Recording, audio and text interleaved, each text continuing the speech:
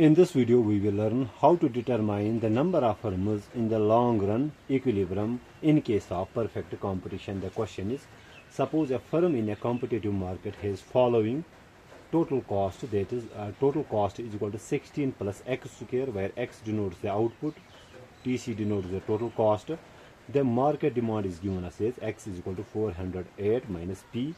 Solve for the long run equilibrium number of firms. Options are being given. We need to find out the correct option. Okay, so we are being given the total cost function is, that is total cost is equal to 16 plus x square. Okay, market demand function is being given us is that x is equal to 408 minus P. This is the market demand function. Okay, and this is a case of perfect competition. We know in perfect competition the long run price is equal to the average cost at the minimum of average variable, rather average cost curve. That is, if I draw the graph here, if we have quantity on the horizontal axis, average cost and prices on the vertical axis. If I draw the average cost curve here, so our average cost curve will look like this. This is our average cost curve. In case of long run, the equilibrium price will be at a point where we have the minimum of average cost firm. So let us suppose this is the point of minimum of average cost curve. Okay, so correspondingly we will get the output of one firm at this point. Let us denoted by x here, x star. Okay, so simple thing is, in case of perfect competition, the long run price is equal to average cost or the minimum of the average cost. So in perfect competition, long run equilibrium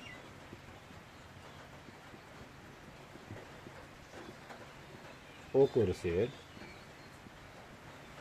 at where price is equal to minimum of average cost. Okay, so that means first we need to find out the average cost. So average cost, as we know, it is equal to total cost upon the output. Total cost is being given us as 16 plus x square. To this we divide by x, so we will get here 16 upon x plus x square divided by x, or average cost is equal to 16 upon x plus 1x gets cancelled, so we are left with x only. This is our average cost, but we need to find out the minimum of the average cost. So where does the minimum of average cost occur? So minimum average cost occurs when we differentiate the average cost function with respect to output and set it equal to 0. So minimum of average cost occurs at a point where the slope of the average cost is 0. Okay, so this denotes the slope of the average cost equaling 0.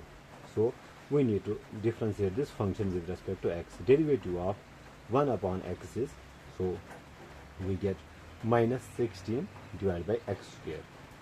That is, the derivative of 1 upon x is equal to minus 1 upon x square.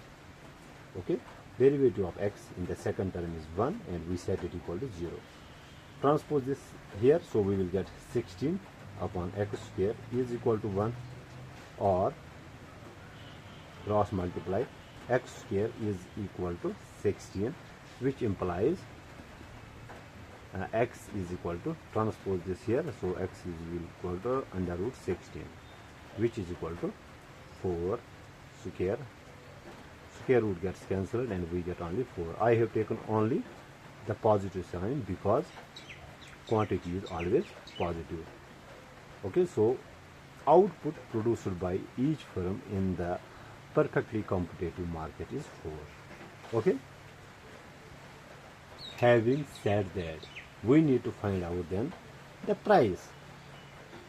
Okay, so we know that long run price in the long run price is equal to average cost at its minimum point. Okay, so price will be equal to what is average cost. We calculated this, so we solve it for equilibrium output that we got. So we have 16 divided by, in place of x we have 4 plus 4, so we will get here 4 plus 4, which is equal to 8. So equilibrium price will be equal to 8, but we are supposed to find out what we call the number of firms.